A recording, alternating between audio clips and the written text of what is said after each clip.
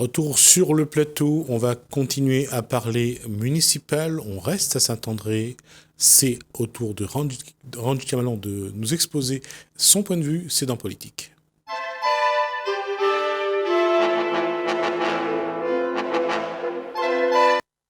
Bonsoir Randy Camalon.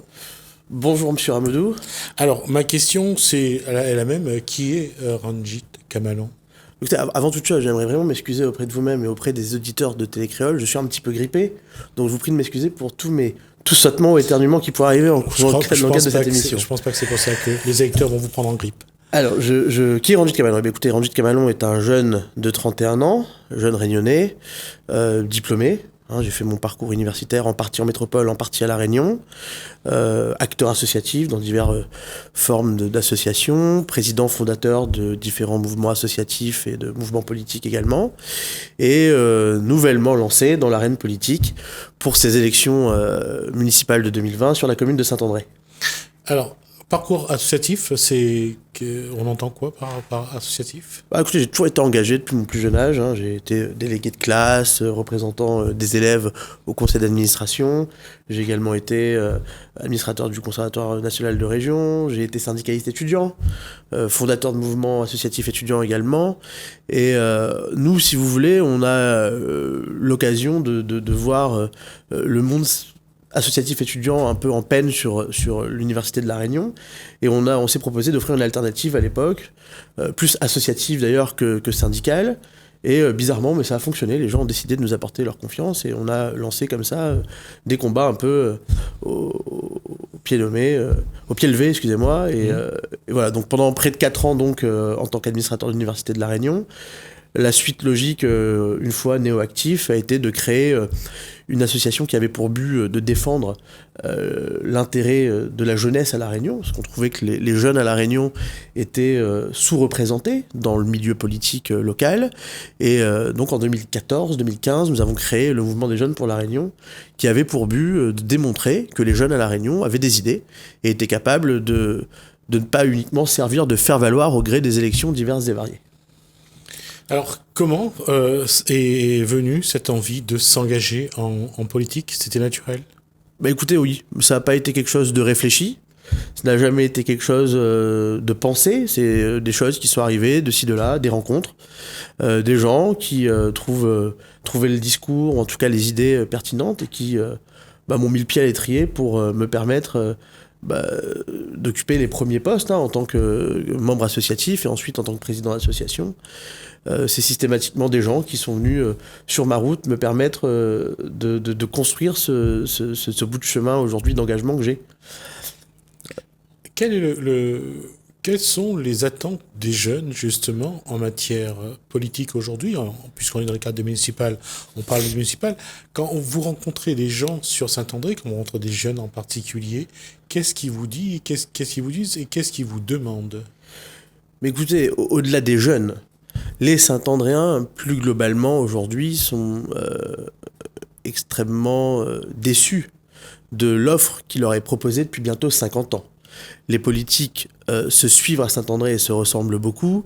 Et c'est vrai qu'au gré des différentes alternances qu'il y a pu avoir, on constate qu'à Saint-André, malheureusement, ces politiques ont échoué à pouvoir incarner quelque chose de novateur et d'ambitieux pour les Saint-Andréens et les Saint-Andréennes.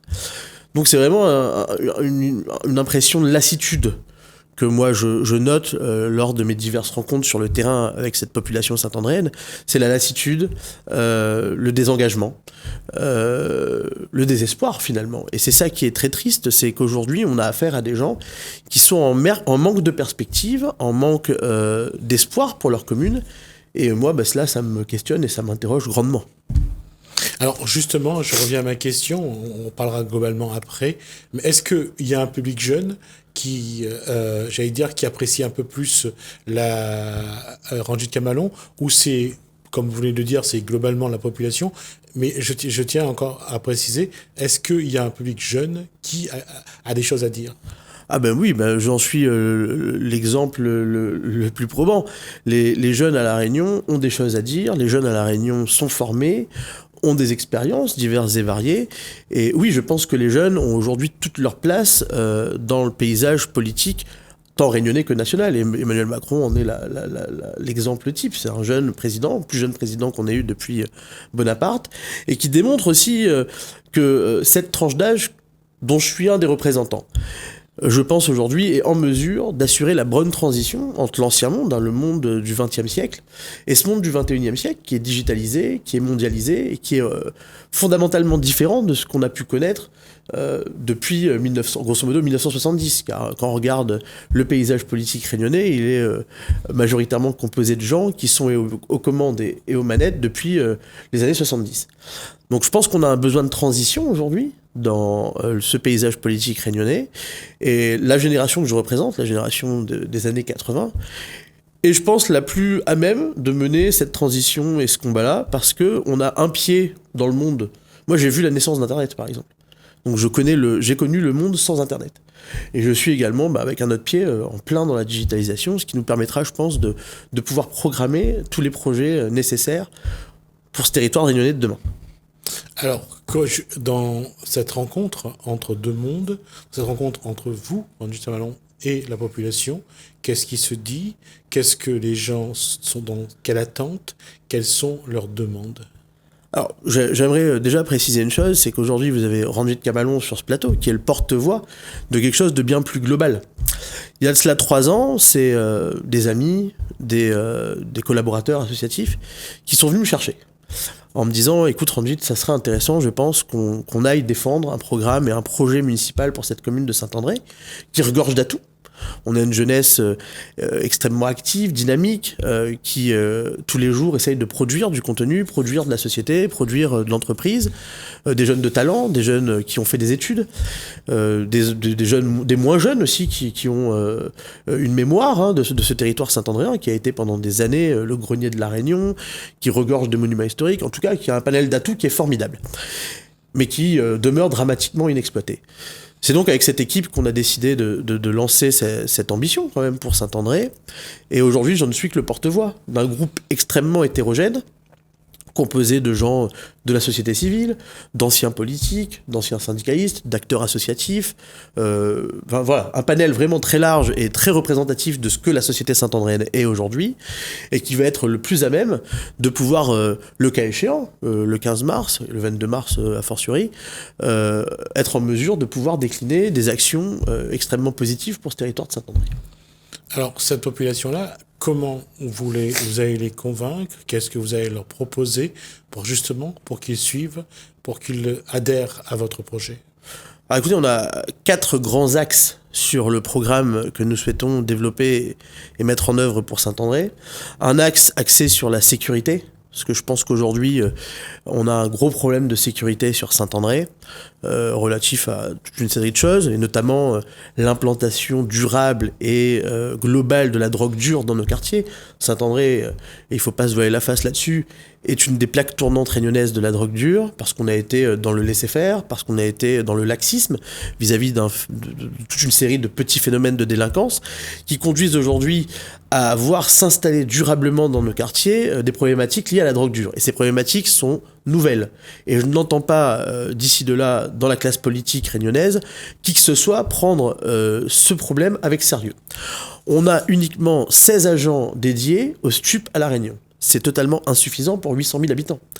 Donc moi, un de mes axes forts aujourd'hui dans la lutte pour l'insécurité, au-delà de l'installation de caméras, de travail associatif pour plus de péréquation entre les médiateurs de terrain et les quartiers, le rôle de la police municipale aussi, qui doit être dans la prévention et l'accompagnement, c'est lancer un grand plan contre la drogue dure pour l'éradiquer et stopper le développement de phénomènes violents sur l'espace de notre commune de Saint-André. Le deuxième point central et le grand point et le grand axe de notre bataille pour plus d'égalité et pour plus d'épanouissement de tout un chacun sur cette commune de Saint-André, c'est l'éducation. Le maire est avant toute chose, selon moi, le patron de l'éducation élémentaire et primaire sur le territoire de la commune. Et ça, c'est essentiel. Il faut aujourd'hui être beaucoup plus incitatif sur les dispositifs éducatifs. On a l'école qui se termine à 15h aujourd'hui. Aucun plan périscolaire aménagé où on permet aux enfants de rester dans l'espace scolaire de 15h à 18h pour délester les parents. Parce que moi, je suis Saint-Andréen, demain, j'ai un enfant. Quid de cet enfant lorsque moi, je travaille? Parce que le travail finit pas à 15h. Il n'y a aucun travail aujourd'hui qui existe, il n'y a aucun travail aujourd'hui qui se termine à 15h. Donc qu'est-ce qu'on fait de nos enfants lorsqu'ils sont dans le chemin à 15h? Alors moi je trouve que c'est un acte criminel de laisser nos enfants dans le chemin à 15h. C'est pourquoi on sera extrêmement incitatif sur un plan éducatif global ambitieux pour permettre aux enfants en difficulté d'avoir les dispositifs de soutien dont ils ont besoin. Et pour les enfants qui sont un peu plus éveillés, permettre à travers de la musique, du théâtre, de l'éducation populaire, l'apprentissage des langues étrangères, enfin toute une série de choses pour permettre aux enfants de Saint-André de trouver leur juste place dans cette société de demain et de s'épanouir pleinement.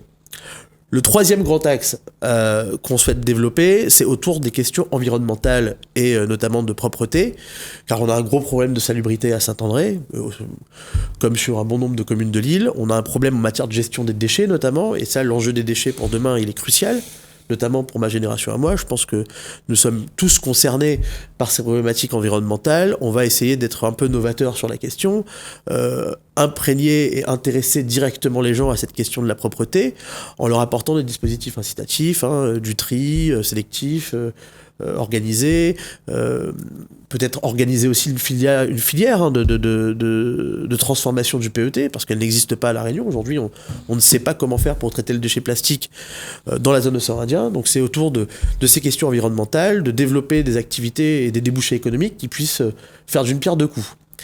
Et le quatrième grand point de notre engagement à briguer la mairie en 2020, c'est de rétablir plus de transparence à l'échelle communale. Parce que je pense qu'aujourd'hui, on ne peut plus se permettre de faire de la politique comme avant. Le territoire saint-andréen est passé en l'espace de 30 ans d'un village de 18 000 habitants aujourd'hui à la cité qu'on connaît de 56 000 habitants. Les enjeux ne sont plus les mêmes, les problématiques ne sont plus les mêmes, et il est grand temps qu'on puisse enfin entrer dans un mode de gestion qui puisse correspondre à ce type de collectivité. Donc plus de transparence, la transparence sur les comptes de la commune, mais aussi des engagements forts comme un homme, un mandat, et une meilleure gestion globalement des fonds publics. Parce que les fonds publics, aujourd'hui, on sait qu'à La Réunion, ils sont utilisés un peu bizarrement. Et d'ailleurs, les affaires judiciaires se suivent et se ressemblent pour toute cette caste de politique de l'ancien monde, et qui ont du mal aujourd'hui à s'adapter à ce monde digitalisé, transparent, où on a le besoin de voir des responsables politiques qui soient dignes de la confiance que les électeurs doivent leur apporter. Donc voilà les quatre grands axes très forts de notre campagne. Nous y croyons, nous pensons que c'est aujourd'hui des questions sur lesquelles les habitants ont des attentes très fortes, et nous sommes surtout pas là pour faire de grandes promesses. Vous savez, M. Ramadou, les politiques font généralement de grandes promesses sur des projets structurants, des grands projets, et on constate surtout qu'ils sont incapables de les mener à terme. Ce sont souvent des effets d'annonce qui restent sans effet. Donc c'est pour cela qu'on a essayé de présenter un programme extrêmement simplifié, mais qui est vraiment basé sur les compétences municipales, pour être sûr que d'ici 2026, on ait été en mesure de réaliser tout ce que nous avons proposé. Alors, sur cette base-là, aujourd'hui, comment la population réagit à ce que vous venez de dévoiler en disant voilà le projet que je vous propose? Est-ce que ça répond à leurs attentes? Mais c'est un projet qui a été co-construit avec la population. Depuis un an, nous organisons des ateliers participatifs citoyens où tout le monde prend la parole, échange dans une ambiance extrêmement cordiale. Et ce projet, au-delà de mes idées que nous on avait sur un certain nombre de thèmes, elles ont été nourries au fur et à mesure de ces rencontres avec la population de Saint-André, qui a permis de déboucher sur cette proposition extrêmement équilibrée que nous formulons aujourd'hui, et qui a été co-construite avec les habitants de Saint-André.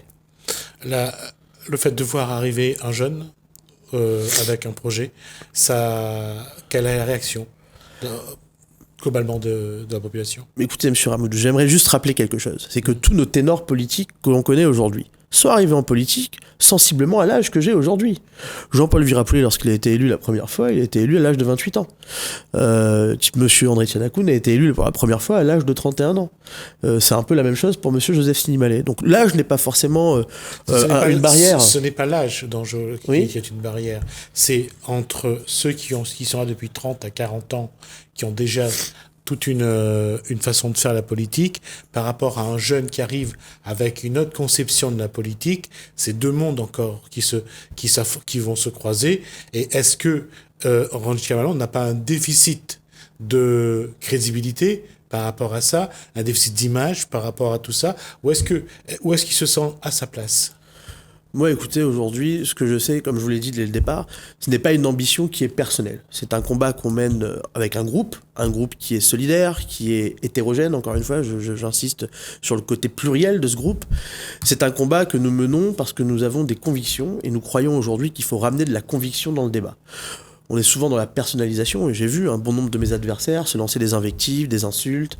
Moi, je trouve que ça n'est pas à la hauteur des attentes et des enjeux cruciaux que le territoire réunionnais devra connaître d'ici les 5 prochaines années. C'est pour ça que nous avons insisté sur la compétence au service du collectif, mais aussi sur la conviction. Parce que je pense qu'il faut ramener de la conviction dans le débat public. Et en la matière, je ne pense vraiment pas avoir à rougir de quoi que ce soit. Quand je vois les propositions qui sont faites d'ici de là... Non, je ne critiquais pas les propositions. Oui. Je veux dire que, en tant que jeune, vous arrivez dans un espace politique, c'est pour eux, ils ont déjà, le public, l'électorat a déjà ses habitudes, a une conception. Comment vous allez, vous, justement, vous faire accepter, être crédible auprès d'eux? C'est ça la question que je vous pose. Écoutez, aujourd'hui, on fait un travail de fond sur le terrain, un travail classique de porte-à-porte, de rencontre avec la population. On a toute une série de militants sur le terrain qui m'organisent des réunions de cellules, donc de l'aspect un peu classique de la campagne comme on peut le connaître habituellement. Et puis on a aussi toute une série d'outils à notre disposition, notamment en termes de réseaux sociaux, qui nous permettent de déployer un message qui aujourd'hui, en plus, j'ai l'impression, en tout cas, nous on a de très bons retours sur la façon dont on a de présenter nos idées, en tout cas sur le territoire de Saint-André.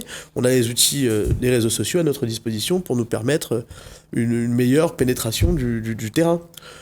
Alors après, sur mon déficit de notoriété, oui, forcément, on a aujourd'hui une équipe municipale qui est là depuis plus de 50 ans.